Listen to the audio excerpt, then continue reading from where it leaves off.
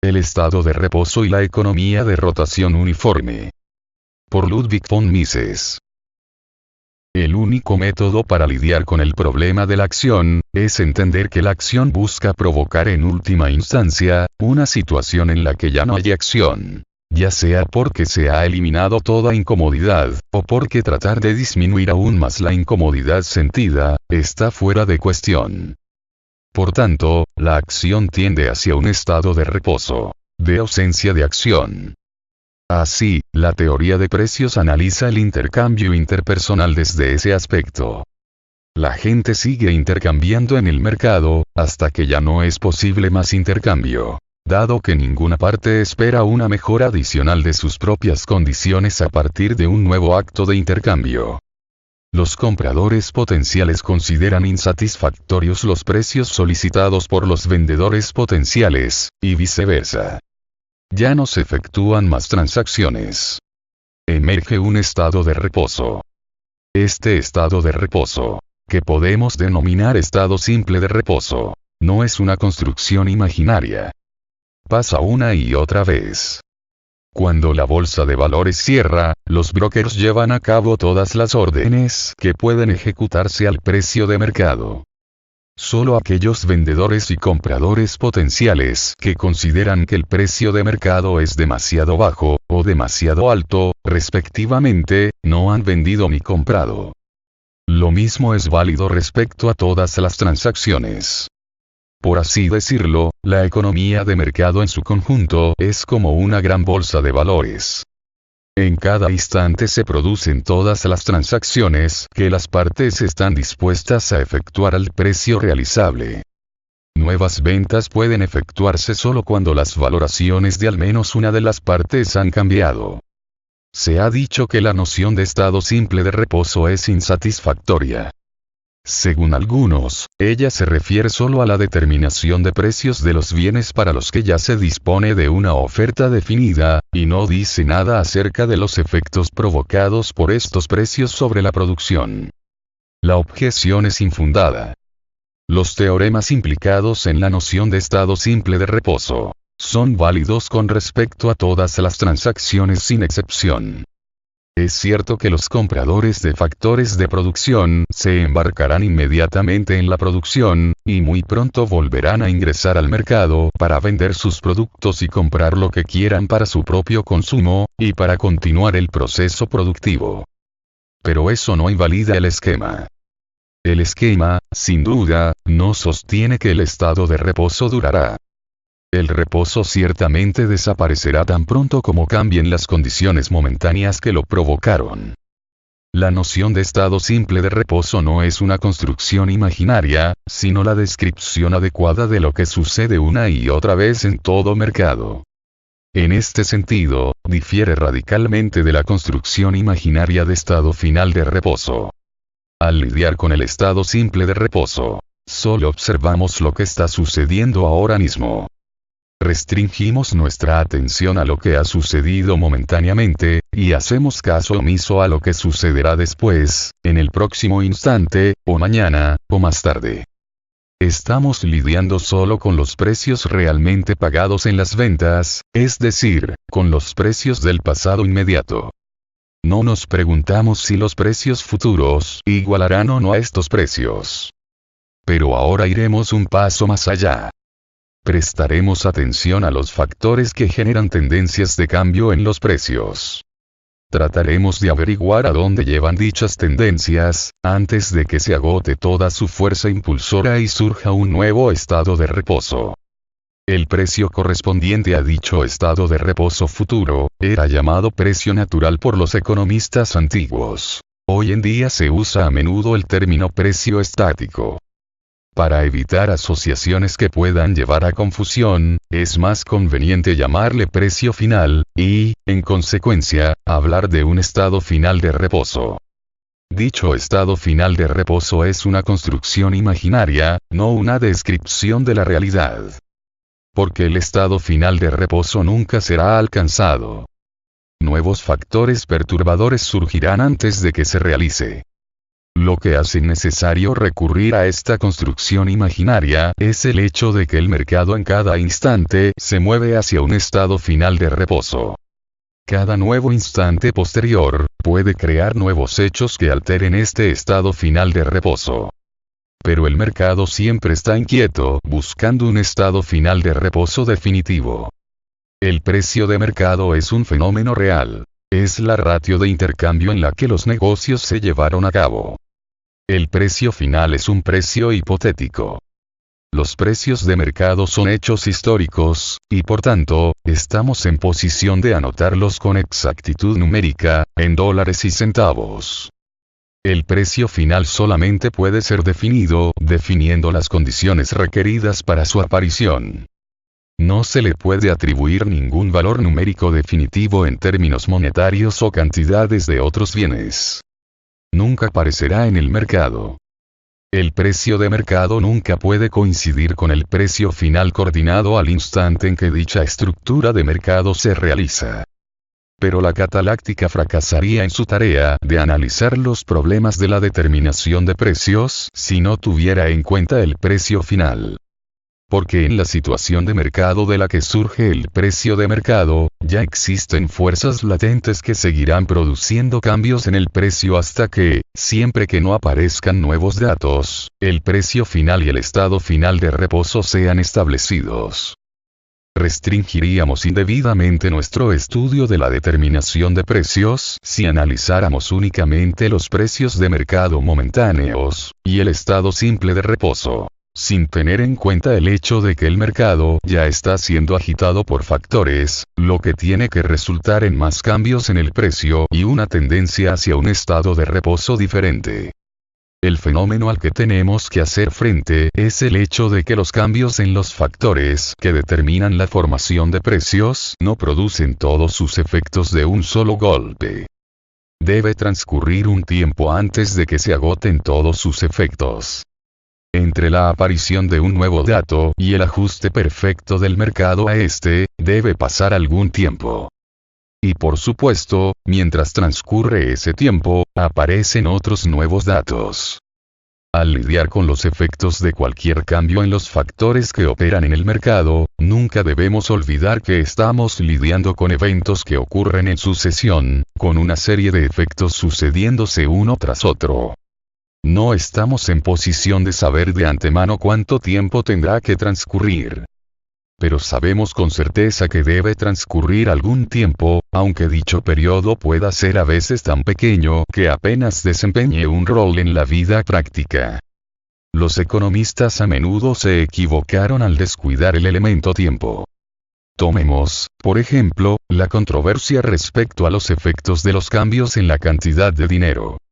Algunos estaban interesados solo en los efectos a largo plazo, es decir, en los precios finales y el estado final de reposo.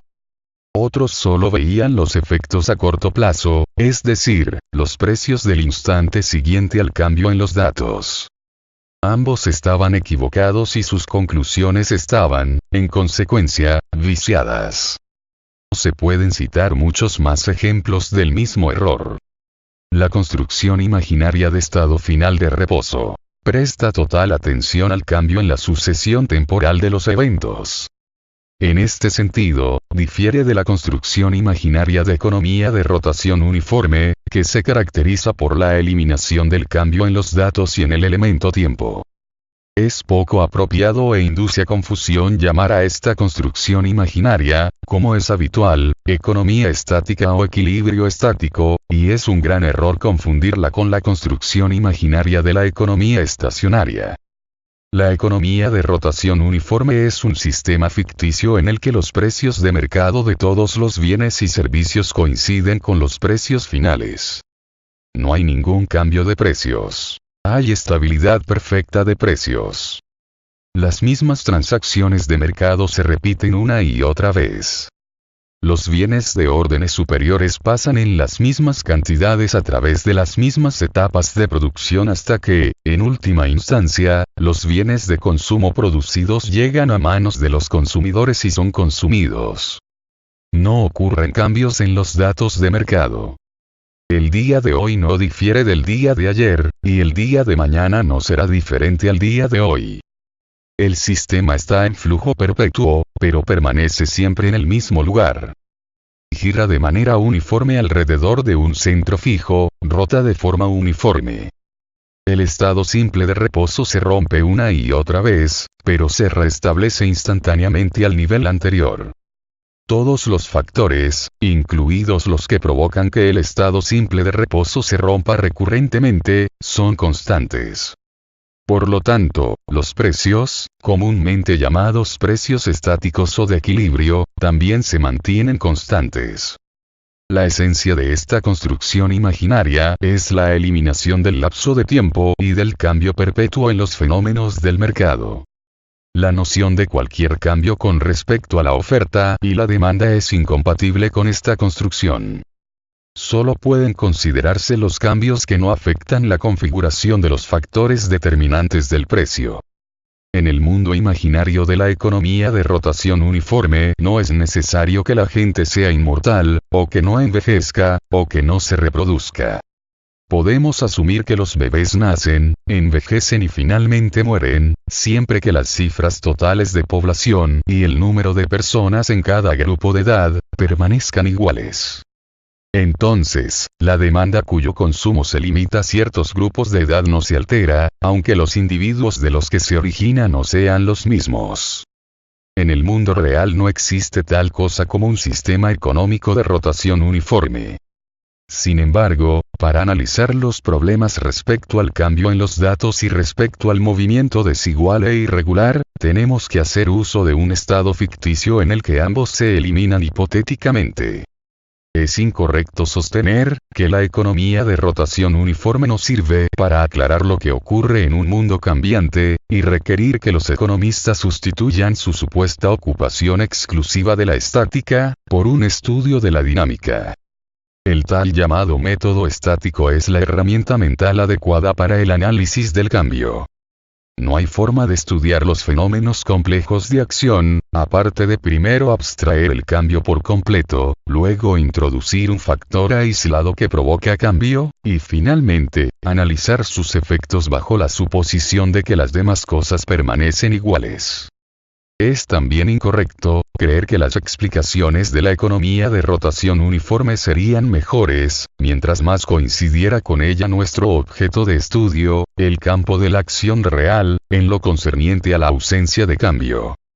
El método estático, el empleo de la construcción imaginaria de la economía de rotación uniforme, es el único método adecuado para analizar los cambios que nos interesan, sin importar si dichos cambios son grandes o pequeños, repentinos o lentos.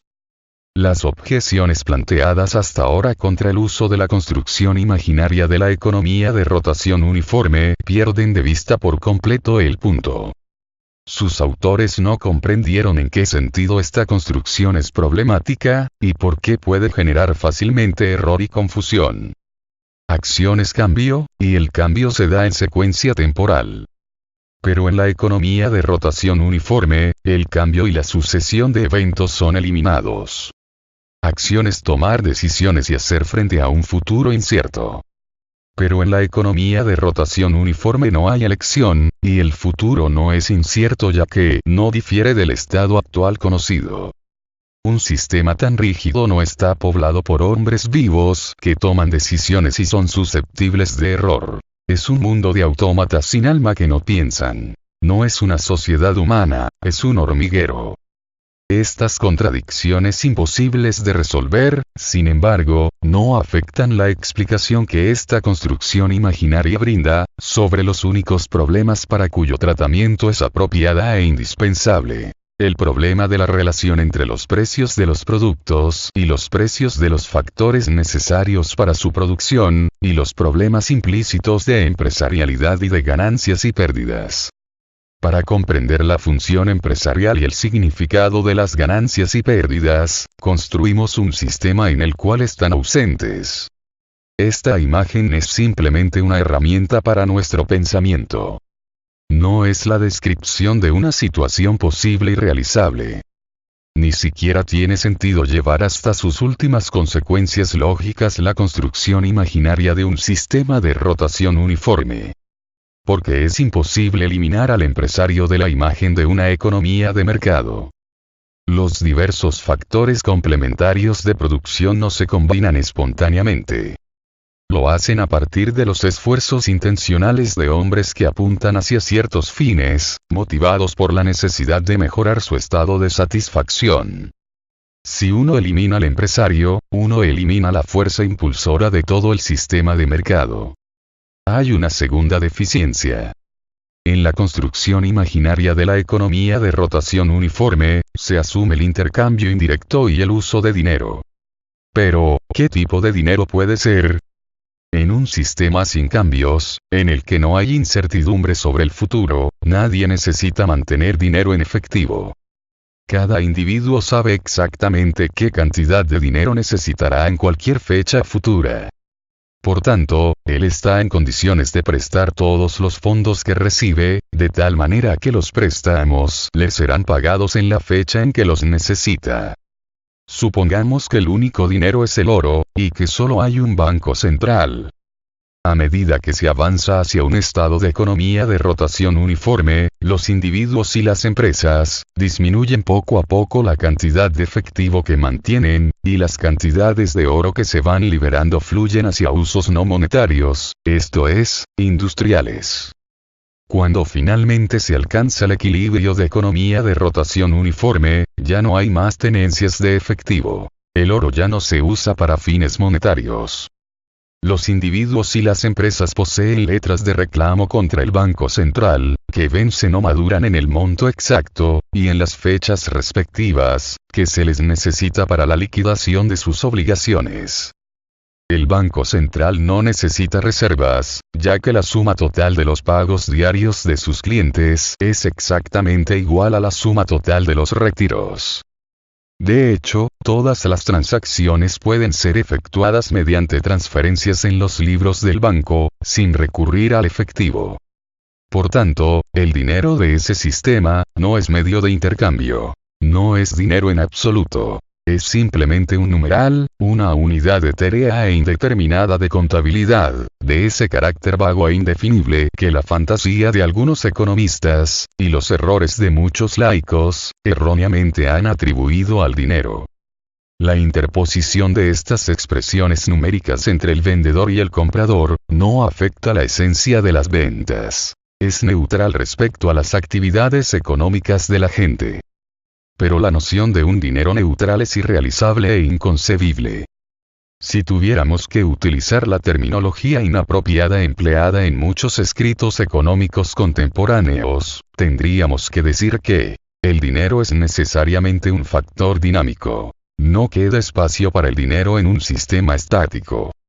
Pero la misma noción de una economía de mercado sin dinero es contradictoria. La construcción imaginaria del sistema de rotación uniforme es una noción limitante. En tal esquema, de hecho, ya no hay acción. La lucha consciente del hombre pensante que busca remover sus dificultades ha sido sustituida por la reacción automática. Podemos emplear esta problemática construcción imaginaria solamente si nunca olvidamos para qué fines está diseñada. Primero, queremos analizar la tendencia, prevaleciente en toda acción, hacia el establecimiento de una economía de rotación uniforme. Al hacerlo, siempre debemos tener en cuenta que esta tendencia nunca puede alcanzar su objetivo, dado que el universo no es perfectamente rígido ni inmutable, es decir, es un universo que está vivo y no muerto. En segundo lugar, necesitamos comprender en qué aspectos las condiciones de un mundo vivo, en el que hay acción, difieren de las de un mundo rígido. Esto solo podemos descubrirlo mediante el argumentum a contrario proporcionado por la imagen de una economía rígida. Así entendemos que lidiar con condiciones inciertas de un futuro desconocido, la especulación, es inherente a toda acción, y que el beneficio y la pérdida son características necesarias de la acción que no pueden ser eliminadas simplemente deseando que no existan. Los procedimientos adoptados por aquellos economistas plenamente conscientes de estas cogniciones fundamentales pueden llamarse método lógico de la economía, en contraste con la técnica del método matemático. Los economistas matemáticos dejan de lado el análisis de las acciones que, bajo el supuesto imaginario e irrealizable de que no surgirán nuevos datos, se supone producirán la economía de rotación uniforme. No toman en cuenta al especulador individual, que no busca el establecimiento de la economía de rotación uniforme, sino sacar provecho de la acción que mejor ajusta su situación para alcanzar los fines buscados, la mejor manera de eliminar una dificultad. Enfatizan exclusivamente el estado imaginario de equilibrio que el grupo complejo de todas las acciones alcanzaría en ausencia de cambio adicional en los datos. Describen ese equilibrio imaginario con ecuaciones diferenciales simultáneas. Fracasan en reconocer que el estado de cosas con el que están lidiando es un estado en el que ya no existe acción, sino solo una sucesión de eventos provocados por una fuerza mística. Dedican todos sus esfuerzos a describir, en símbolos matemáticos, varios equilibrios, a saber, estados de reposo y ausencia de acción. Tratan al equilibrio como si fuera un ente real y no una noción limitante, una simple herramienta mental. Lo que están haciendo es jugar en vano con símbolos matemáticos, un pasatiempo no adecuado para conseguir conocimiento. La economía estacionaria. La construcción imaginaria de la economía estacionaria a veces ha sido confundida con la economía de rotación uniforme. Pero, de hecho, son construcciones diferentes. La economía estacionaria es una economía en la que la riqueza y el ingreso per cápita de los individuos permanecen invariables. Esto permite cambios que serían incompatibles con una economía de rotación uniforme. Las cifras de población pueden aumentar o disminuir siempre que vayan acompañadas de un aumento o disminución correspondiente en la suma de riqueza e ingresos. La demanda de algunos productos puede cambiar. Pero el cambio tiene que ocurrir tan lentamente que la transferencia de capital, desde aquellas ramas de producción que disminuyen hacia aquellas que se expanden, puede efectuarse dejando de reemplazar el equipo desgastado en las ramas contraídas y en cambio invirtiendo en las que se expanden. La construcción imaginaria de economía estacionaria lleva hacia otras dos construcciones imaginarias. La economía progresiva, en expansión, y la economía regresiva, en contracción. En el primer caso, la ratio, per cápita, de riqueza e ingreso de los individuos y la figura de población tienden hacia un valor numérico más alto. En el segundo caso, hacia un valor numérico más bajo. En la economía estacionaria, la suma total de todas las ganancias y de todas las pérdidas es cero. En la economía progresiva, el monto total de ganancias excede al monto total de pérdidas. En la economía regresiva, el monto total de ganancias es menor que el monto total de pérdidas. La precariedad de esas tres construcciones imaginarias se ve en el hecho de que implican la posibilidad de medir la riqueza y el ingreso. Como tales mediciones no pueden hacerse y ni siquiera son concebibles, está fuera de cuestión aplicarlas para una clasificación rigurosa de las condiciones de la realidad. Cada vez que la historia económica se aventura a clasificar la evolución económica dentro de un cierto periodo de acuerdo al esquema estacionario, progresivo o regresivo, de hecho recurre a la comprensión histórica, y no mide la integración de las funciones catalácticas. Cuando los hombres abordan los problemas de sus propias acciones, y cuando la historia económica, la economía descriptiva y las estadísticas económicas reportan las acciones de otras personas, emplean los términos empresario, capitalista, dueño de tierra, trabajador y consumidor, están hablando de tipos ideales. Cuando la economía emplea los mismos términos, se refiere a categorías catalácticas. Los empresarios, los capitalistas, los dueños de tierra, los trabajadores y los consumidores, en teoría económica no son los hombres vivos que uno encuentra en el mundo real y en la historia. Son la encarnación de las distintas funciones en las operaciones del mercado.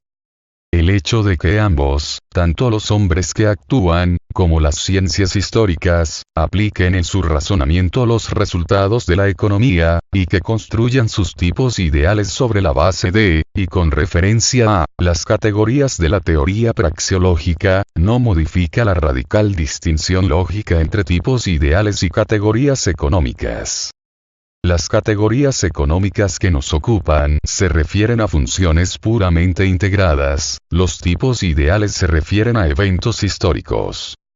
El hombre que vive y actúa por necesidad combina varias funciones. Nunca es simplemente un consumidor.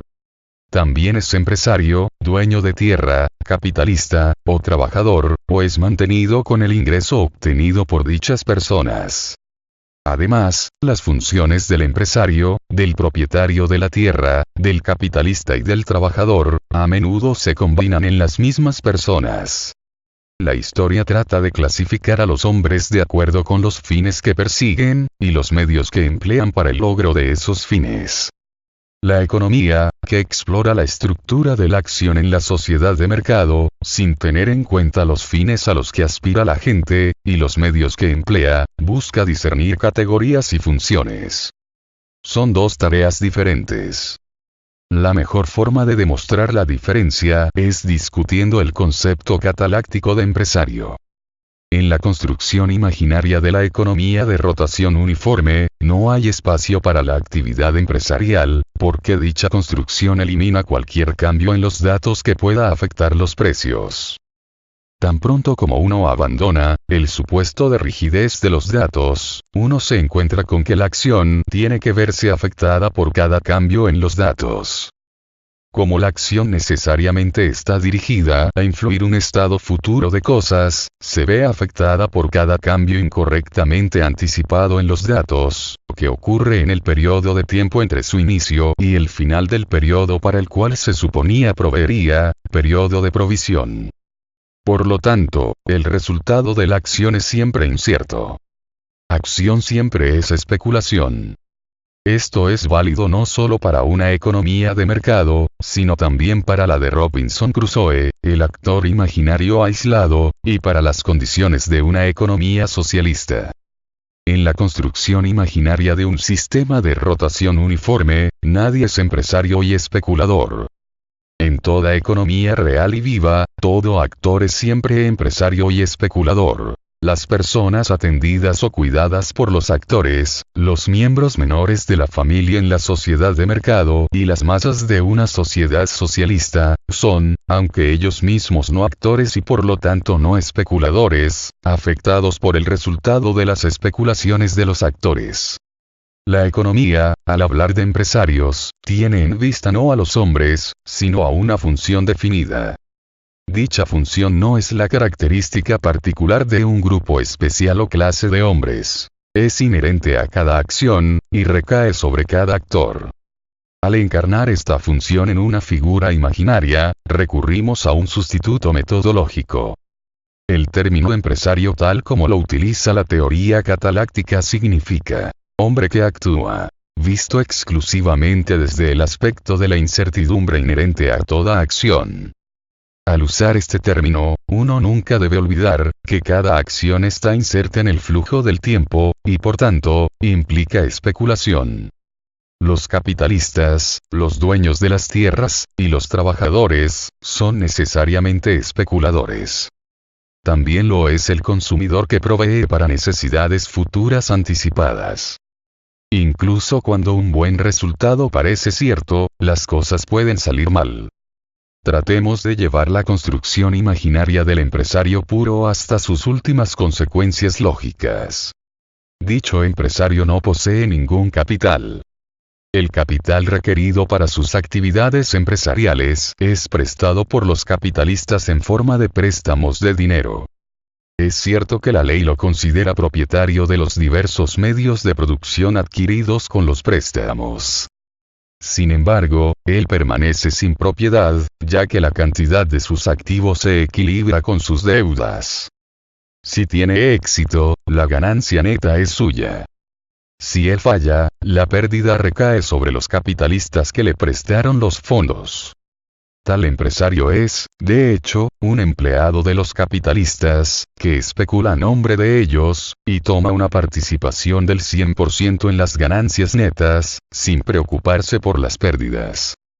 Pero incluso si el empresario está en condiciones de proporcionarse una parte del capital requerido y toma prestado solo el resto, las cosas no son esencialmente diferentes.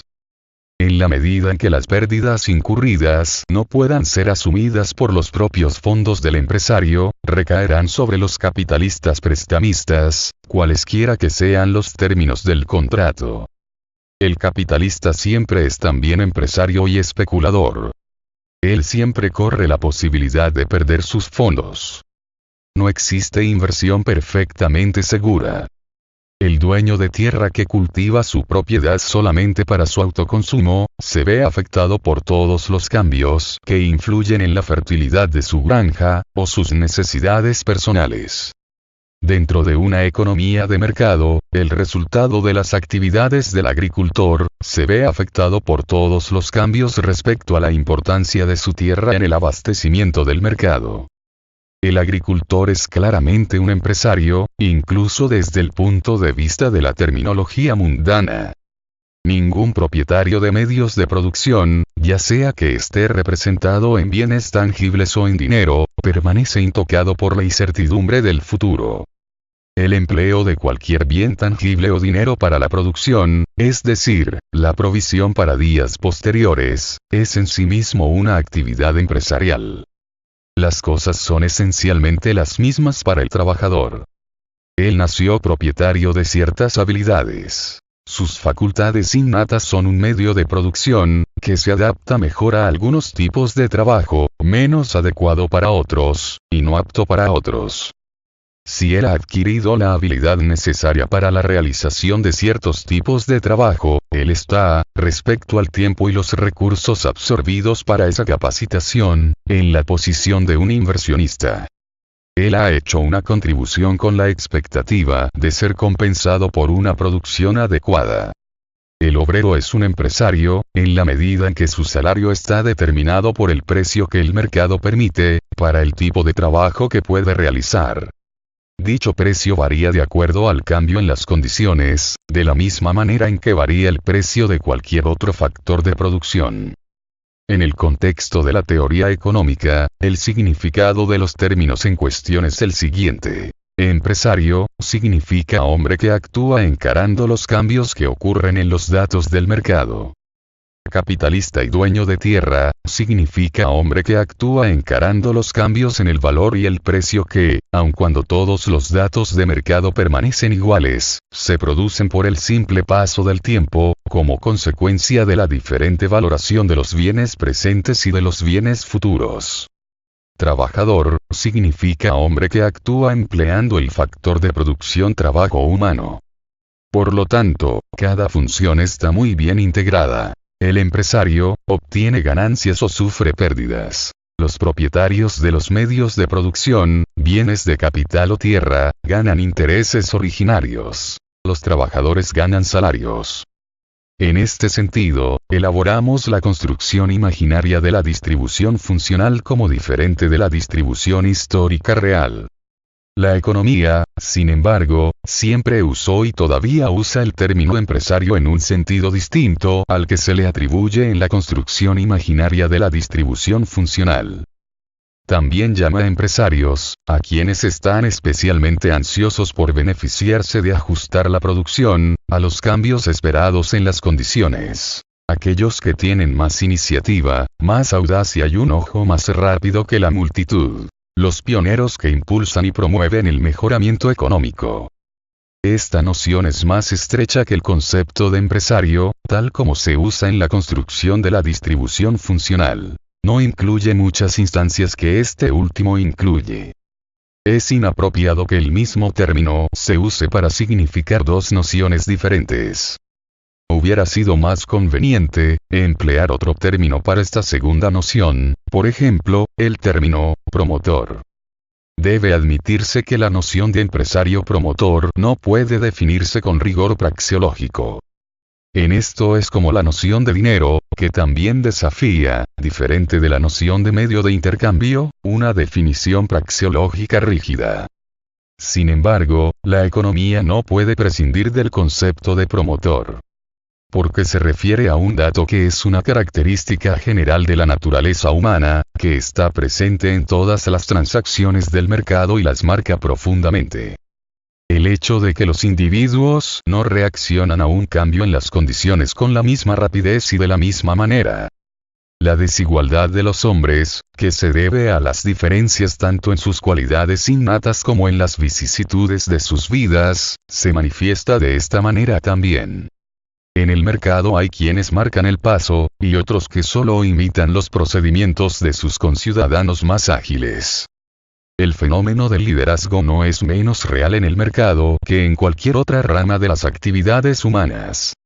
La fuerza motriz del mercado, el elemento que tiende hacia la innovación y la mejora incesantes, viene dada por la inquietud del promotor, y su afán por obtener beneficios tan grandes como sea posible. Sin embargo, no hay peligro de que el uso impreciso de este término pueda resultar en ambigüedades en la exposición del sistema cataláctico. Donde sea que surjan dudas, se pueden disipar mediante el uso del término promotor en lugar de empresario. La función empresarial en la economía estacionaria. El mercado de futuros puede aliviar al promotor de una parte de su función empresarial. En la medida en que un empresario se proteja contra pérdidas que podría sufrir, mediante el uso de transacciones forward, deja de ser empresario, y la función empresarial recae sobre la otra parte del contrato. El empresario textil que, habiendo comprado algodón en bruto para usar en su fábrica, lo vende en la misma cantidad en un contrato forward, ha abandonado una parte de su función empresarial. No se beneficiará, ni perderá, de los cambios en el precio del algodón que se produzcan en el periodo en cuestión. Por supuesto, él no deja por completo su función empresarial. Le siguen afectando los cambios en los precios textiles en general, y en el precio de los tipos especiales que produce, que no son provocados por un cambio en el precio del algodón en bruto. Incluso si solo hila como contratista por una remuneración acordada, él todavía sigue en una función empresarial respecto a los fondos invertidos en su equipo. Podemos construir la imagen de una economía, en la que las condiciones requeridas para el establecimiento de mercados de futuros, se cumplen para todo tipo de bienes y servicios. En esa construcción imaginaria, la función empresarial, está totalmente separada de todas las demás funciones. Emerge una clase de empresarios puros. Los precios determinados en los mercados de futuros dirigen todo el aparato de producción. Solo los negociantes de contratos de futuros obtienen ganancias y sufren pérdidas. Todas las demás personas están aseguradas, por así decirlo, contra los posibles efectos adversos de la incertidumbre del futuro. Ellos disfrutan seguridad en este sentido. Los jefes de las diversas unidades de negocio son prácticamente empleados, por así decirlo, con un ingreso fijo. Si asumimos además que esta es una economía estacionaria y que todas las transacciones de futuros están concentradas en una sola corporación, es obvio que la cantidad total de pérdidas de esta corporación es exactamente igual a la cantidad total de sus ganancias. Solo necesitamos nacionalizar la corporación para crear un Estado socialista sin ganancias ni pérdidas, un Estado de seguridad y estabilidad inalterables. Pero esto es así solo porque nuestra definición de economía estacionaria implica la igualdad de la suma total de las pérdidas y la de las ganancias. En una economía cambiante, un exceso de ganancias o de pérdidas tiene que surgir. Sería una pérdida de tiempo dedicarnos más a figuras sobresofisticadas que no amplían el análisis de los problemas económicos. La única razón para mencionarlas es que reflejan ideas que están en el fondo de algunas críticas hechas contra el sistema económico capitalista y de algunos planes ilusorios sugeridos para un control socialista de los negocios.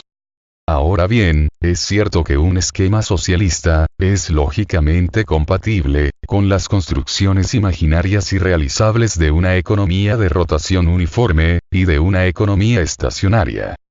La predilección con la que los economistas matemáticos tratan casi exclusivamente las condiciones de estas construcciones imaginarias, y el estado de equilibrio implícito en ellas, ha hecho que la gente olvide el hecho de que son instrumentos irreales, contradictorios e imaginarios, y nada más.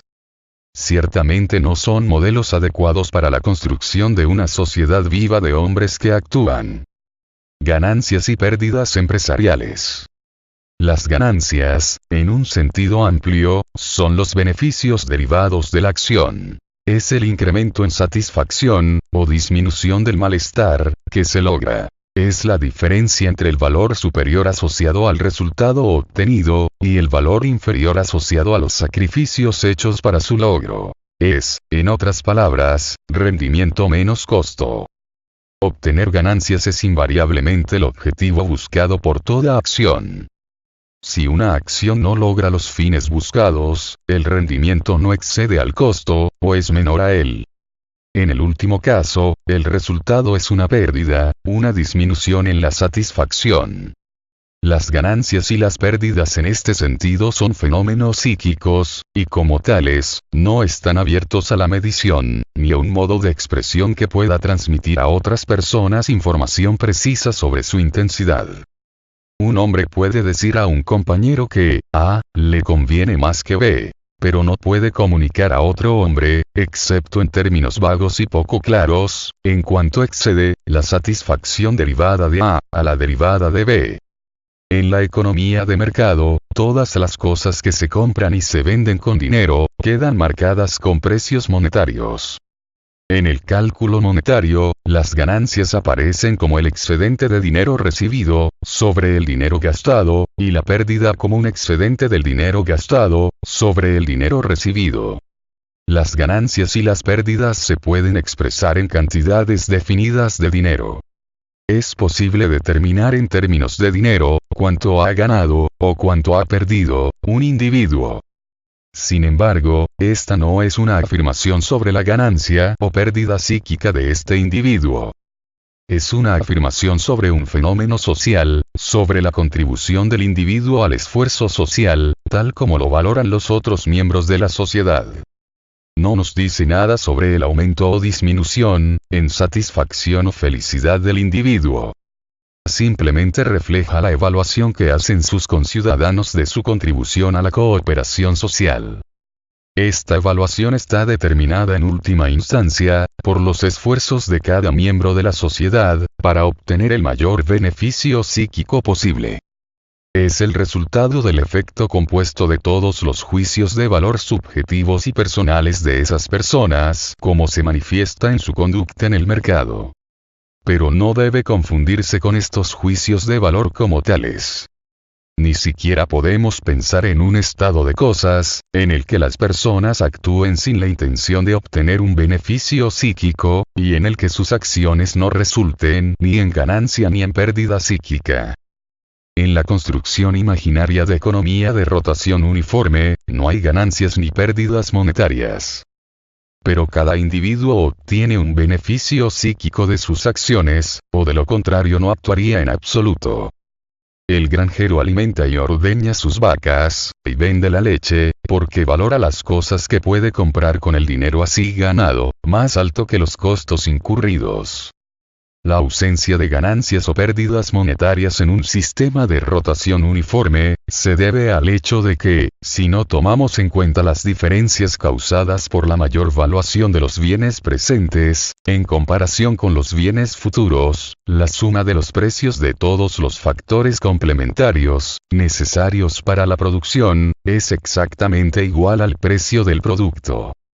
En el cambiante mundo de la realidad, las diferencias, entre la suma de los precios de los factores complementarios de producción, y los precios de los productos, surgen una y otra vez. Son estas diferencias las que generan ganancias y pérdidas monetarias.